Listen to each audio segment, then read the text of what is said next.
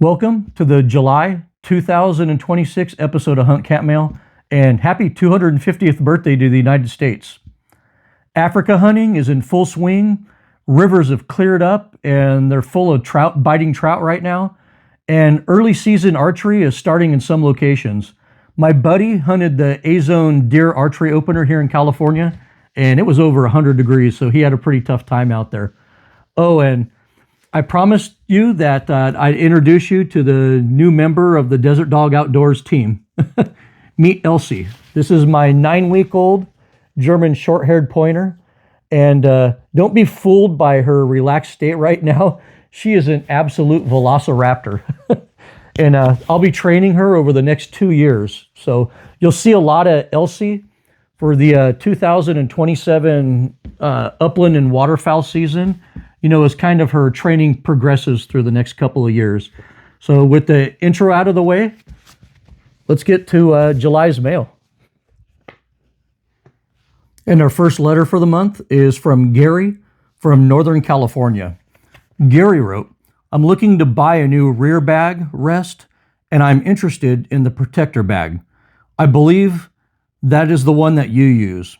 That said, it seems that they have more protector models than I anticipated, so I'm curious as to which one you would recommend.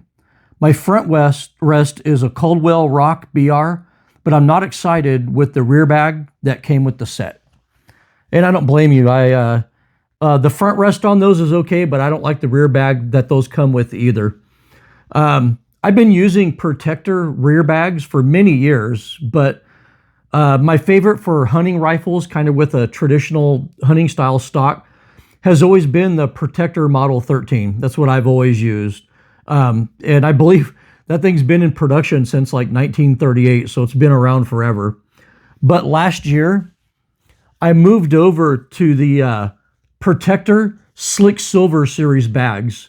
The slicker surfaces on the ears make it really easy to kind of make micro adjustments while you're shooting. And I think the reduced friction between the bag and the stock aids in precision as well. At least that's what I feel. Protector also makes front bags with the same slick silver material, and I prefer these now as well. And our next letter is from Tony from Texas. Tony wrote, perhaps you can create a video titled Custom Gunsmiths that hold your rifle project hostage. I sent a rifle to a vetted, well-known custom maker and was given a reasonable 4-month estimate. I understood the timeline might shift as custom work often does, but we are now approaching a full year. It has been like pulling teeth to get this shop to bed a new stock to my Model 70 and 338 Win Mag, and the lack of communication has been beyond frustrating. Do you have any recommendations for handling this? I honestly feel like my rifle is being held hostage. I'm sure I'm not the only one facing this, especially with the decline in available gunsmiths. Consequently, I'm determined to bed my own rifles from now on. I've detailed a plan to source a stock, get the bedding compound, and handle the installation myself using instructions from the kit and the internet. Well, Tony, thank you for the letter. And good gunsmiths are always backed up, and honestly, they always have been. Also, the gunsmithing industry is kind of known for poor customer service, even with well-known smiths out there. I mean, it's just part of the game, I guess. And most of them are overworked and frustrated too. Maybe your expectations were a little bit too high on that. But you can easily bed that rifle yourself. But please don't go straight to bedding that Model 70. Kind of practice on a beater rifle first. Honestly, your first couple of attempts at bedding won't be great. And you'll wish that you kind of practice on a beater rifle before you did one of your good legacy rifles. And our next letter is from Robert. Robert wrote, I wanted to thank you for the excellent work you did on the 870 Express video a few years ago. I swear my 870 Express runs even smoother now. More important, I forwarded your video to a friend in Africa who bought an 870 Express for home defense, but had all the issues you've described. My friend thanked me numerous times and passed on this crucial knowledge to his kin. He even bought the parts you recommended and sent them to Africa. There's no telling how many people's lives you potentially saved with that video. Thank you for the kind letter, Robert, and the kind words. I'm glad that video helped you and your friend. Everyone always goes to the internet and asks, what shotgun should I get? Every new hunter does that. And some dude who hasn't bought a Remington 870 Express in like 30 years will emphatically state that you need to get one. Then you learn two lessons, right? Number one, Remington quality is shit. And number two, the internet is full of shit. When I worked at a shop in the 90s, most of the grunt work I did back then was fixing issues with Remingtons. And our next letter is from Timothy in the UK. Timothy wrote, "The bird and trout knife video was brilliant. We do hang our birds for 3 days to age the meat in the UK, and some hunters are religious about adhering to the ritual. I've hunted in France, and they also hang birds for days to bring out the flavor. Why is this not common in the States?"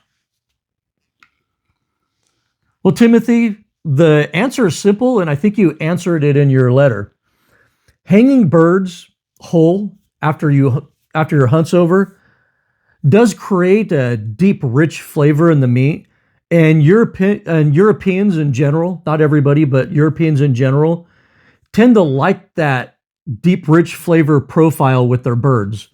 In the United States, we tend to prefer to that flavor profile as being gamey. And most of us really don't like that. Americans prefer a milder flavor. Also, leaving blown apart guts inside your birds to rot for days, then eating the bird, sounds pretty gross to most Americans. And our next letter is from John from Moscow, Idaho. And John wrote, "I'm a longtime viewer of your YouTube channel. I commented on your Dagoboy drill video about going to the Dandy North with Alan Shearing. The hunt went fantastically. It was a father-son adventure with my dad being an observer. It was both of our first times to Africa, and CM Safaris did an amazing job from top to bottom. I've hunted my whole life, and I learned a lot from Alan. I have to be honest and say that your videos were my #1 resource on how to prepare for this hunt. Thank you so much for putting out the information you put out. One of the pictures will be submitted to Dr. Kevin Robertson for the Rigby Ugly Dagoboy competition. I'll let you guess which one. I ought to win me 2 rifles instead of 1. I think you should definitely win the Ugly Dagoboy photo contest with that picture. It would seem as though the wildlife is kind of going woke in the Zambezi Valley since the last time I've been there. Pretty soon, the lions will be eating cabbage, and the female hyenas will declare that their false penises are real. I told you that you'd have the hunt of a lifetime, and it looks like you did. All of your trophies were fantastic, according to the pictures, and you hunted exactly how those animals should be hunted, especially your buffalo. And it's great that you also took your father along with you. What a great experience. I saw from the pictures that you ended up at Matambo Camp, which is one of my favorite places on the entire African continent. And I'm assuming that's where you caught that big voodoo as well. It's going to be hard to top that as your first Africa hunt, to tell you the truth. Thank you for sharing your experiences with us, and I'm glad my safari preparation videos helped you along the way. Honestly, that's why I do this. And our next letter is from Matt from Northern Colorado. Matt wrote, "With Colorado Parks and Wildlife recently petitioned to go unleaded for all hunting, I'm curious to ask you, an unleaded only California hunter, what the centerfire ammo shelves look like in the stores you shop at. Do they stock leaded hunting options, or is it just target and monometal offerings?" Well, Matt, the gun stores here basically stock everything that you'd find in any other state. But actually, it's often easier to find ammo loaded with a partition or an AccuBond bullet than it is finding an all copper bullet. The same goes for birdshot. It's often hard to find non-toxic loads for dove and quail here, but lead shot is in stock everywhere. So the stores here stock a variety of everything, just like they do everywhere else. But because people buy more of the non-toxic ammunition here, it is sometimes hard to find. But trust me, I feel Colorado's pain. And our next letter is from Philip from Ohio. Philip wrote, "Your reloading priority list is almost the same as mine, except I have the press being more important than the dies. I had bad concentricity issues with ammo and finally found out that it was my Hornady press. I switched to a rock chucker and the issues went away. I'm thinking of buying a second press. What do you recommend?" Well, that's pretty easy, and I think I've covered this a whole bunch of times before, at least in Camp Mail, maybe in one of my reloading videos. But the high dollar presses, like those nice Area 419 presses, will not make better ammo than most mid-price presses. So, I mean, you're just buying a pretty press. It's not going to really make better ammo. But at the same time, really cheap budget presses are often sloppy and lead to bullet run out and some other issues, especially with sizing. So personally, my single stage presses that I'm using right now are my Mech Marksman and my Forster Coax. And out of those two, I think I like the Coax the best because it's just so easy to set up. And our next letter is from Doug in Hawaii. Doug wrote, "I fly fish from my small skiff and wading around Oahu. In the last year, I've had 2 hatch reels freeze up and have to go in for service. In both instances, saltwater or moisture somehow got inside the sealed drag mechanism. I watched your Hawaii fly fishing videos, and it seems like you are using open drag T-bore reels. My best friend spends 2 weeks a year in the Seychelles, and he also uses open drag reels. I think I'm going to switch to T-bores or Shiltons in the future. Why can't companies sell a fly reel with a sealed drag that is actually sealed?" That's a question people have been asking probably for the last 100 years at least. The fly fishing industry as a whole is full of more hype than the truth, in my opinion. All waders leak. Most of the knots that we use in fly fishing are weak. It's cheaper to actually buy flies than to tie them. And there's no such thing as a fully sealed fly reel drag. The only 100% seal is what's known as a hermetic seal. Basically, it's metal to metal contact or metal to glass type of contact. And a true hermetic seal is kind of impossible to achieve with the fly reel. Daiwa kind of use, that ferromagnetic fluid in their seals, but those also eventually get contaminated and leak. Basically, we're kind of stuck using rubber, Delrin, cork, or fluid seals in fly reels. We're kind of stuck with those options, which wear or become contaminated and fail. It's just the nature of the beast. Fly reels are also kind of made out of thin metal to keep the weight kind of within reason, which if you catch a big fish with a lot of drag on the reel or you're palming it really hard, the fly reel frames and spools will flex under tension, and that flex in there tends to kind of break the seal on your drag, or at least temporarily while the metal's deforming, you lose that perfect seal. The metal on these reels also expand and contract with temperature. I mean, you might be fishing in freezing temperatures in Alaska one day and, fishing for tarpon in the tropics the next. And that expansion and contraction can also compromise the seal on your drag. The best seal drag reels, in my opinion, bar none, is a Mako. But even the seals in a Mako can fail on occasion. And, talk to a lot of the guys who spend a lot of time in the Seychelles, and they occasionally see the seals on the drag with these fail. But I personally do like the old school, what you call open drag, but it's a drawbar cork reel. I personally like these because they're really easy to inspect and clean after use, so you don't really have to worry about damage on these if you take care of them. To me, increased reliability is worth a little bit more maintenance.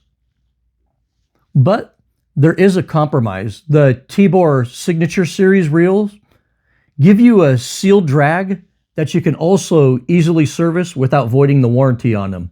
Giving you kind of the best of both worlds. Ted Jurassic was really way ahead of his time when he invented the Signature Series reel. When I plan on dunking reels or maybe fishing in the surf, I prefer the Tibor Signatures because they keep sand out of the drag mechanism while I fish them, but I can easily take the hub off and inspect and clean the drag internals after I get home from a fishing trip. It only takes a extra 20 seconds to do it on this reel too while you're cleaning it. If I'm throwing flies from a boat though, you'll always see me with an old school cork drag drawbar Tibor reel on my rods. The legacy Tibor reels are absolute indestructible tanks if you take care of them. They're smooth as hell and they look great too, and they just sound great as well. And the company is fantastic, and they don't really participate in all the marketing hype that other reel companies do.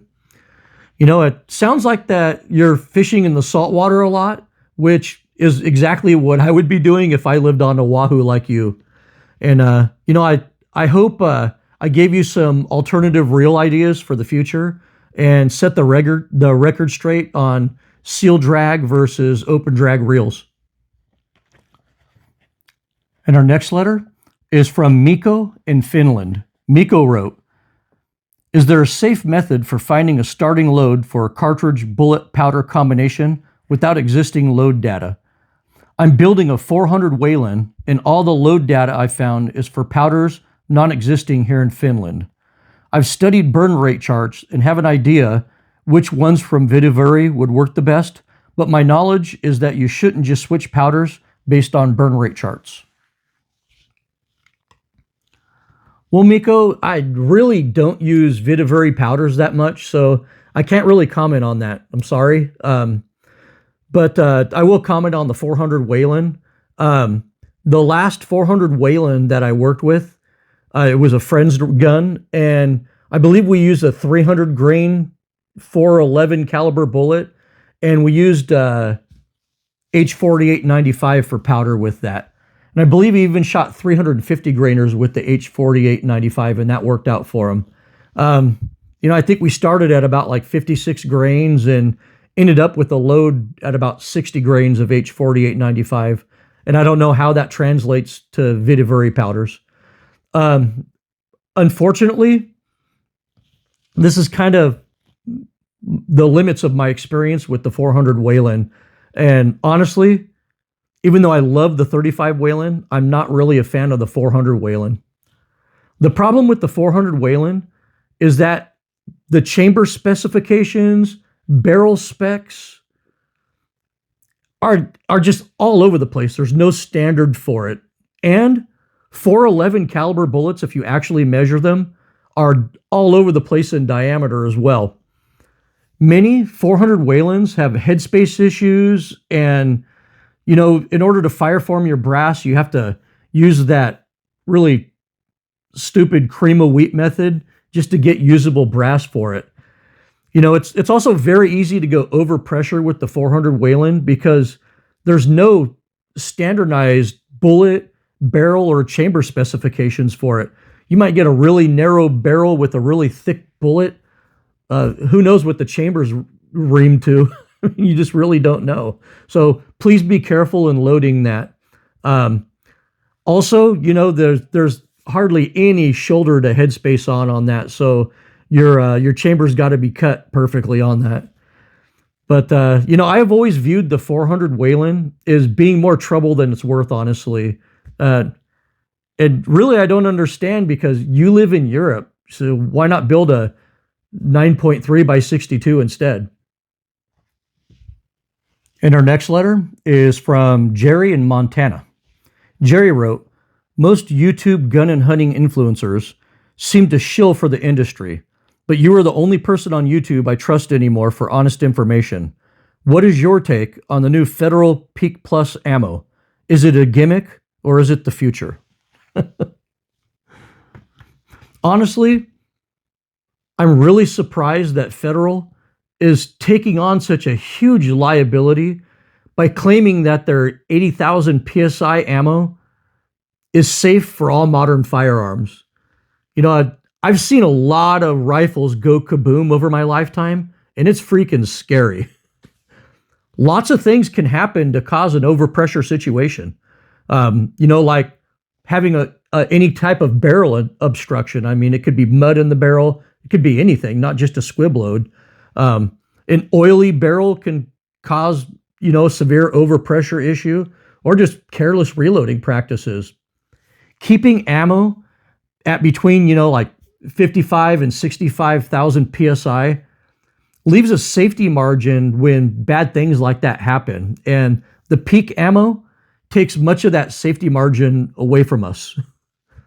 Also, when a brass case blows up, it will almost never destroy or blow up the bolt action receiver enough to seriously hurt the shooter. That's very rare. But those steel cases, those peak alloy cases, are going to blow at much, much higher pressure than the brass cases do. And I don't know what'll happen. I'm really amazed that Federal is taking on that liability. But aside from that, on a personal note, I'm going to stay away from it because I reload, and those steel cases are never going to be good cases for reloading. Honestly, I really have no need for any new cartridges at all anyway. I'm pretty much immune to new product release hype. And our next letter is from Vincent in Arkansas. Vincent wrote, I watched 10 of your videos and you do a good presentation, but dude, you are wrong on so many things. And after he wrote me this, I wrote back, dude, what am I wrong about? Please give me some examples. Then Vincent responded, like when you said to use second plane scopes to hunt. You can't even see a crosshair with those scopes. So you were wrong for telling people to hunt with them. You don't know what you talk about. Thank you very much, Vincent. I've been waiting for 6 months for someone like you to come along so I can dust off the bullshit button and put it to use again. Bullshit! Bullshit! Bullshit! Vincent, I can only imagine what the public school system or the dubious breeding practices that you engage in Arkansas have done to your brain. But you have first focal plane scopes and second focal plane scopes mixed up. Sorry, dude. And our last letter is from Ben in Southern California. Ben wrote, what is the upland hunting outlook like for California in 2026? Are quail numbers still strong? I think you ask me this every year, Ben, so I'll go ahead and answer it every year. As you know, we're not in a drought right now, so quail and chukar numbers should be good this year. While I've been out and about fishing, hiking, doing other things, even working, I'm seeing a lot of quail everywhere, so I'm expecting a good upland season this year. But as we transition into El Nino later on in the season, conditions might change drastically, especially if we get way too much rain. El Nino is going to be the wild card when it comes to game populations in the near future here. Well, that wraps up this episode of Hunt Camp Mail. Here's some memes for July.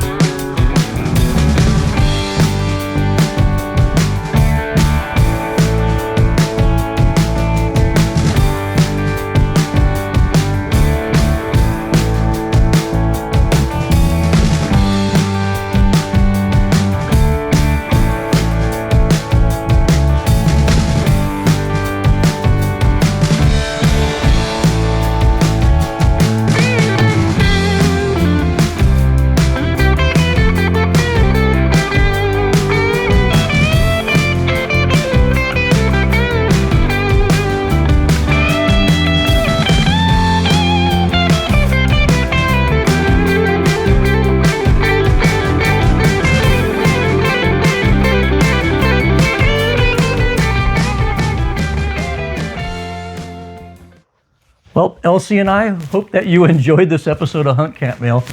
You can reach us with any questions or comments at desertdogoutdoors@gmail.com. Thank you for watching, and as always, good hunting.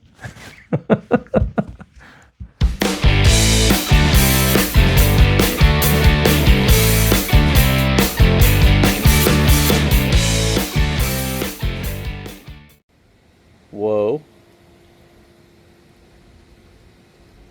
Whoa.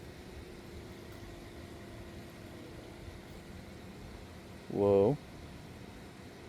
Good girl. Whoa.